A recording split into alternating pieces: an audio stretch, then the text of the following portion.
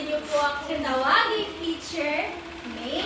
So, ano nga pwedeng itawag niyo sa akin? Teacher May! Ako ay second year college student na kumuha ng kursong Bachelor of Elementary Education at nag-aaral po ako sa Nueva Colleges Incorporated. Nandito po ako sa inyong harapan upang magbahagi ng storytelling, poem at energizer. So, gusto niyo bang makinig ng story, poem at energizer, kids?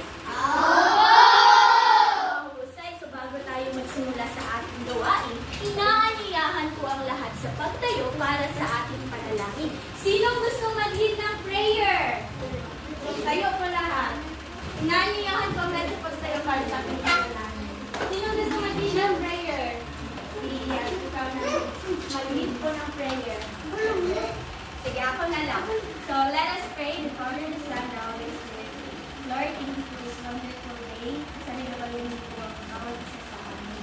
At sana po mag-iwag ang demonstration ng pag-aaral sa mga students na knowledge and na aking ibabahagi sa amin. Amen. In the Father, the Son, the Holy Spirit. Amen. Magsiyo po ang lahat. So again, good morning, students! Good morning, Teacher May! Welcome to Great Rizal! Basta panalo, panalo! Wow! Very good! So, ngayon, ay may babahagi ako sa inyong tula at storytelling. So, may tatanong ako sa inyo. Ready na ba kayong makinig, kids? Opo! You're ready? Let's do the Yes We're Ready Club. Alam niyo ba ang Yes We're Ready Club? Hindi? So, ako muna ang gagawa pagkatapos kayo ang susunod. So, ganito lang po yan. 1, 2, 3, 1, 2, 3. Yes, we're ready! So, kayo naman. Yes, we're ready! Since we are ready, let's proceed to our activity today. So, first is I'm gonna share you a poem. This poem is entitled Make It Green. So, ano nga ang pamagat ng ating poem? Make it green! So, lahat ba kayo dito ay nakakabasa na ng English? Opo! Say, so ako muna ang babasa pagkatapos kayo ang susunod na magbabasa. So, lives are crying because it's not clean. Earth is dying because it's not green. Earth is our dear mother, don't pollute it. It gives us food and shelter, just salute it. With global warming, it's in danger. Let's save it by becoming a stronger ranger. With dying trees and animals, it's in sorrow. Make green today and green tomorrow. With melting snow, one day it will sink. How can we save it? Just think. Trees are precious, preserve them. Water is treasure, reserve it. Grow more trees, make Mother Earth green. Reduce pollution, and make her a queen. So, kayo naman ang magbabasa ng ating poem, kids. So, sabihin nyo, ay, anong pamagat ulit ng ating poem? Make it green! Lives are crying because it's not clean. Earth is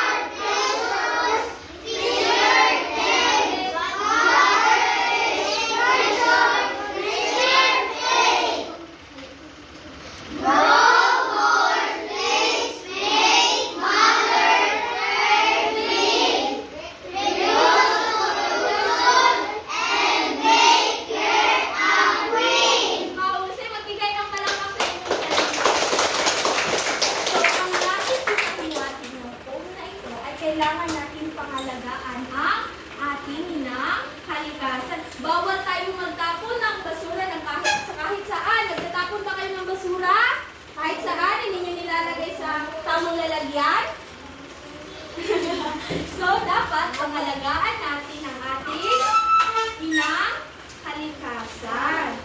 So before we proceed to our storytelling, let's do an energizer. So gusto niyo bang mag-energize, kids? So ang title ng ating energizer is Move Like This. So ako muna ang gagawa, pagkatapos naman kayo ang susunod. So alam niyo ba ang kantang Head, Shoulder, Knees, and Toes? So ang gagawin natin ay kukunin lang natin yung tono ng Head, Shoulder, Knees, and Toes. Yung papalitan natin ito ng lyrics. So may ginawang lyrics si teacher dito. So ako muna ang gagawa, pagkatapos kayo ang susunod. So ganito lang yan. Jump, jump and clap your hands, clap your hands.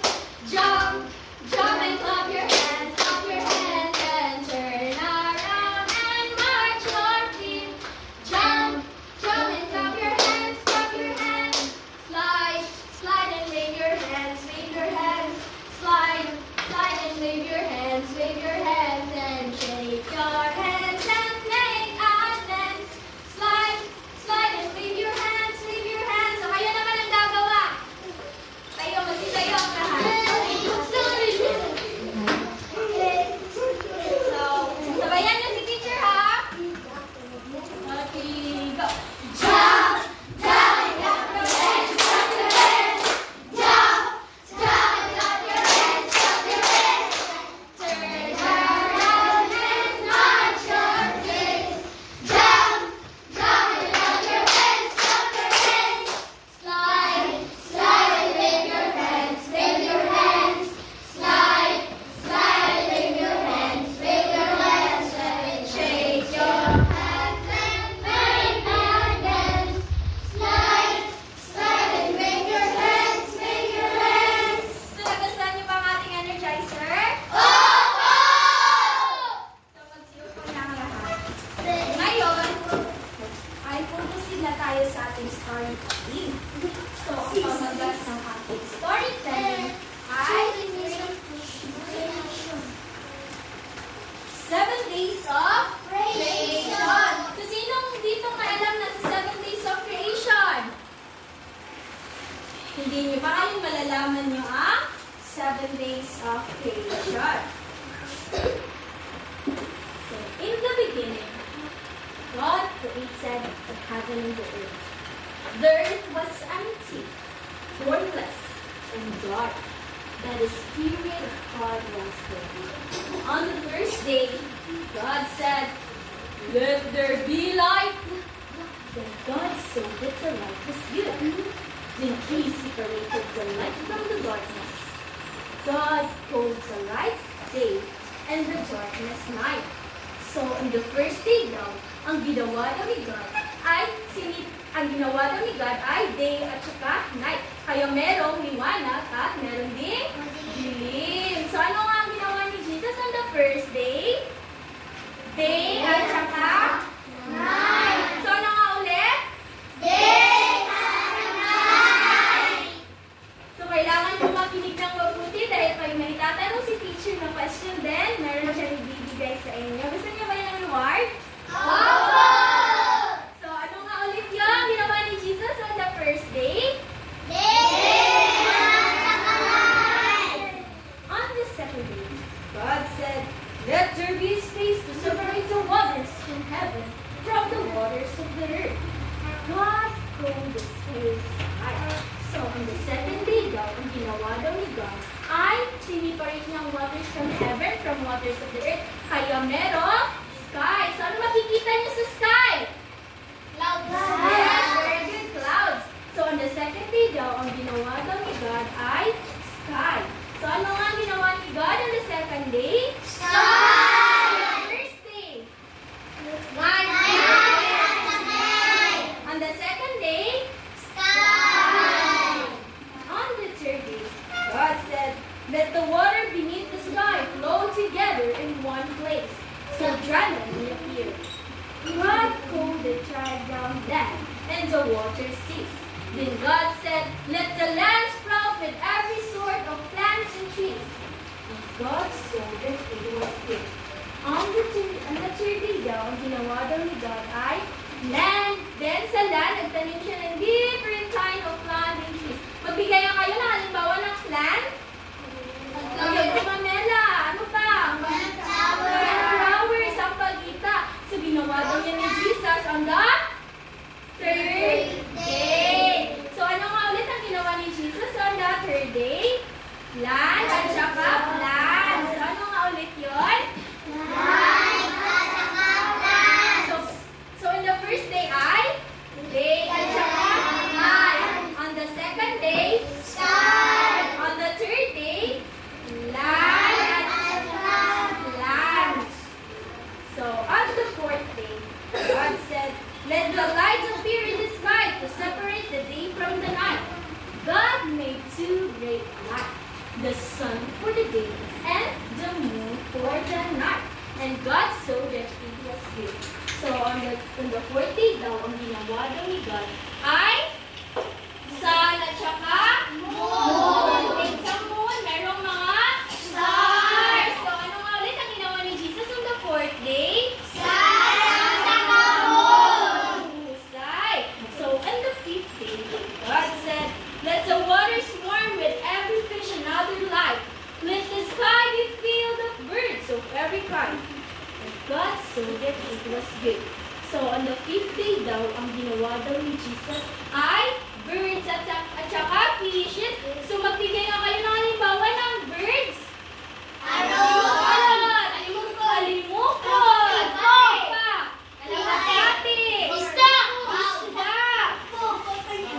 Bound?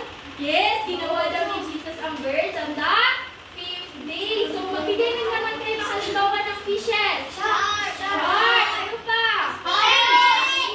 Balisod.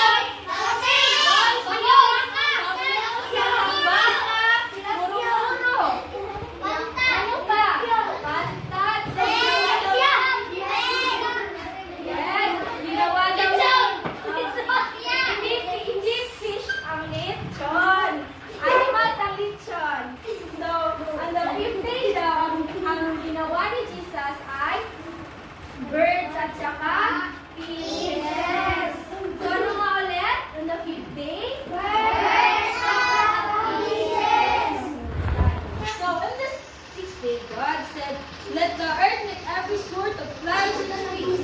He made farm animals, wild animals that crawl on the ground. Just one more thing to make, God said, the most special thing of all. So in His image, God made a man and a woman. And God said, "Be fruitful and multiply, fill the earth and rule over it." Then God said, "Take charge of the world, care for the fish, the birds, and the animals." So on the sixth day daw, ang ginawa daw ni Jesus ay different kind of animals. So magbigay na kayo ng halimbawa ng different kind of tiger.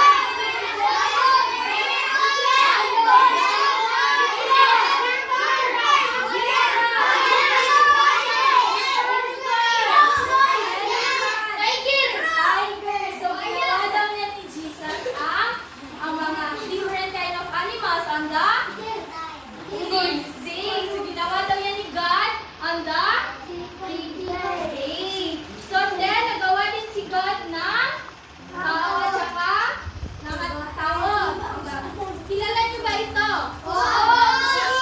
Yes, si Adam and si Eve. So, yan daw ginawa ni God on the sixth day. Ito ang first na tao. So, on the second day, God looked all He made and saw that it was good. On the seventh day, God rested for all His work, and God blessed the seventh day and said it was holy. So on the seventh day daw, nagpahinga daw si God. So ano nga ginawa ni God on the seventh day? Nagpahinga! So ngayon, handa na ba kayo sa ating mga katanungan? Oo! So, handa na, itatanong ako sa iyo. Ano nga ulit ang pamagat ng ating story? If mag-answer kayo ay mag-raise na kayo ng hand. Kung sino yung makauna, siya ang sasagot. So ano ang pamagat ng ating story? Yes! Like this. Hindi. Ang pamagat ng ating story ay, ano yung pamagat niyan Kaiser, yung move like this. So, ano ang pamagat ng ating story? Yes, ikaw. 7 days of creation. Yes, very good. Bigyan siya ng palakpak. The 7 days of creation.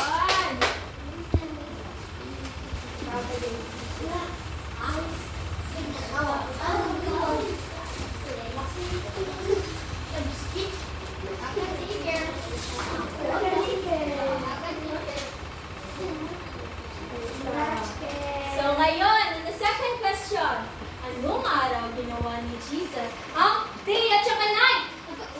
Yes, ikaw. Anong araw ginawa ni Jesus ang day at saka night? Araw. Hindi. Ano yun? Day. Yeah, okay lang. Sino gusto mo sumagot? Day 1. Yes, day 1. Bigyan siya po palakpak. Bigyan natin siya.